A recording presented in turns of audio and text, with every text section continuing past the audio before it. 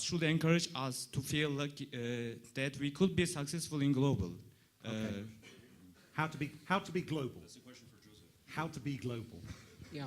So, you know, if you need encouragement, that's good. You are probably on the right path.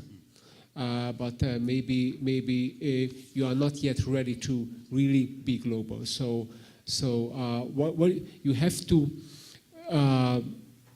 be prepared mentally to accept that I am, you know, I have the whole world open for me. I want to do something great for consumers, customers all over the world, and I need help from people who can get me there. So you shouldn't get encouragement. You shouldn't look for encouragement to think global. You should have that thinking already. If that's there, that's when, you know, people like us and many others can really help you get you in contact with the right people, the right experts, open the right doors, and so on. I mean, I would just answer that very briefly. I mean, I've traveled a lot and talked to a lot of entrepreneurs in a lot of countries. And the advice I would give you is to just look at what other people are doing. Now, that makes it sound like you're coming up with a clone. I don't mean clone their model, but look at what are the characteristics of global, of companies that have a global outlook. I'll give you a great example. There's a fantastic company called SoundCloud, based in Berlin. Started as a tiny company, 5 people, and they've attracted a huge amount of excitement because they're doing something that's completely different. And that's the hard part. But that's what entrepreneurs, in my experience, that's what entrepreneurs are incredibly good at, which is coming up with ideas that are completely different to anybody else's ideas. So it's a difficult answer because it says go away and think about things that are.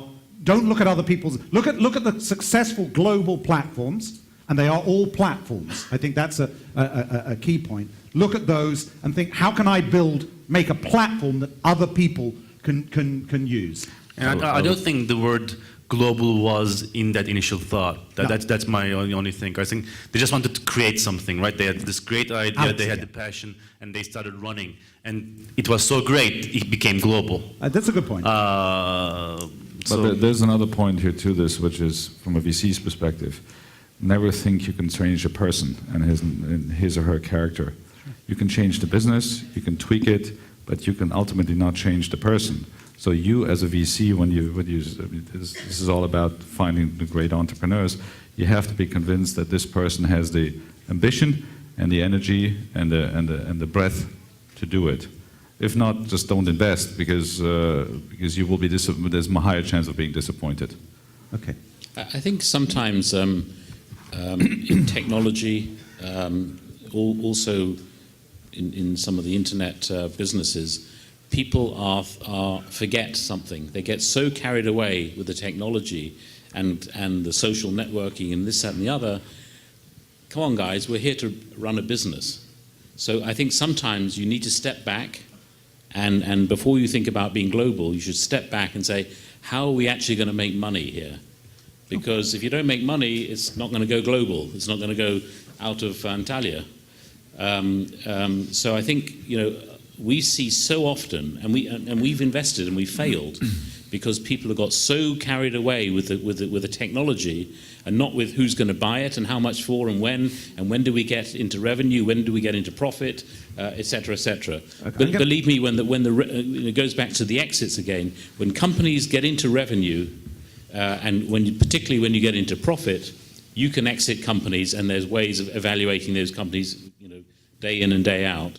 So I think, you know, that priority of thinking about business, and you guys are good at it. You know, I've been to the bazaar lots of times and got screwed. So you know, think about the business and how to make business.